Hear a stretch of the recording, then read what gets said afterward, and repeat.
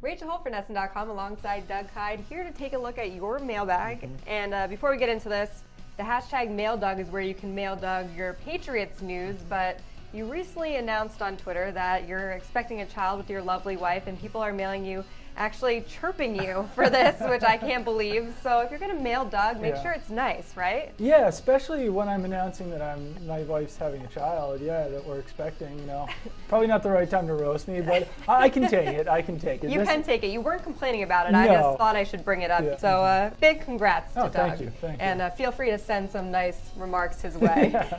But let's get into it here with the Patriots. So Dave tweeted at you, if the Browns are really considering a QB with the first pick, why wouldn't they trade that for Jimmy G? He's way better than any quarterback in the draft right now. What do you say to him? I think there's a couple issues here. I think that it would probably take more than a first-round pick to get Jimmy Garoppolo. It might take two.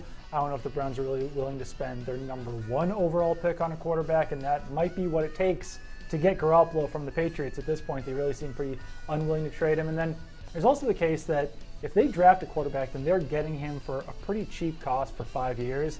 If they trade for Jimmy Garoppolo, then he's only under contract for one more season. And if they can't, or even if they want to keep him beyond that one season, which they obviously would, he would cost a lot more than a rookie draft pick would. So there's some money involved here. There's some resources involved here. I still think it's a better move to trade for Jimmy Garoppolo for them. He's definitely the much better option. He's much more dependable.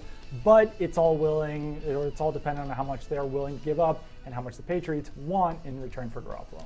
It's never as simple as that. Okay, Randy Kimball wants to know, are the Patriots trying to put pressure on Blount to sign, or are they going to move on from him with Gillislee or another back?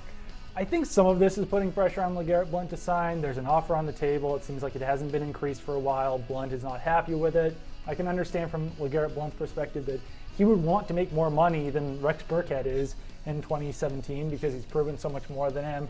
So I think, by bringing in Adrian Peterson, by floating out the news that Marshawn Lynch is interested in the Patriots, by bringing in Gillislee and Damian Williams, I think that these are all kind of things to increase the pressure on LeGarrette Blount to sign with the Patriots. But I think they're also just looking at other options. If Blount doesn't sign that contract, they're going to need another running back. And Mike Gillislee is a good option. Damian Williams is a pretty good backup option. And who knows if Marshawn Lynch will even be made available. It sounds like he's probably going to the Raiders. But as a backup option, it's not a bad thing to at least consider all these options if Blount isn't going to sign his offer. Two good questions. Thanks to Dave and Randy for those. And Doug, you'll actually be at the White House next week with the Patriots. How cool is that? A lot of the Patriots won't be there necessarily, knowing that they're going to boycott. Counting heads. Counting heads. Yeah. You'll be keeping tabs. But very cool. We'll look for your stuff from there. And as always, mail Doug. Hashtag mail Doug.